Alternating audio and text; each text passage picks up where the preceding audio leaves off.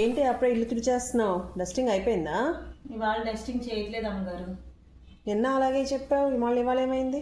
నిన్నంటే లేట్గా వచ్చాను, యుద్ధం ఆడుకున్నాం, అయిపోయింది. మీరో మాట నేనో మాట అలాగ అయిపోయింది. అందుకనే రేపు చేస్తాలేండి. ఇవాళ కొంచెం లేట్ అయింది కదా, గదులు తుడిచేస్తా.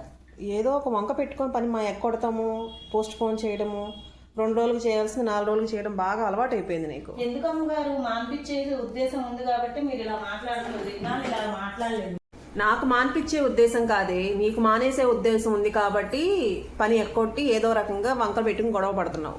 అమ్మగారు, ఇన్ని సంవత్సరాలలో నేను ఏ రోజున మీకు ఎదురుగా మాట్లాడానా చెప్పండి?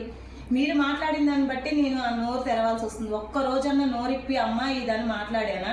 మీ మనసులో ఏదో పెట్టుకున్నారు. పనోళ్ళు కొత్తగా వచ్చి ఉంటారు, పాతోళ్ళు చేయబుద్ధి అవ్వట్లేదు. అది నీకు కొత్తగా ఇల్లు దొరుకుంటాయి, అందుకే ఈ వంకలు పెట్టుకుంటున్నావు నువ్వు. ఫోన్లే అమ్మగారు, మీరు ఏదనుకుంటారు. ఎందుకు పనోళ్ళం ఎంతైనా పరిస్థితిగానే ఉంటారు, ఎంత బాగా చేసినా.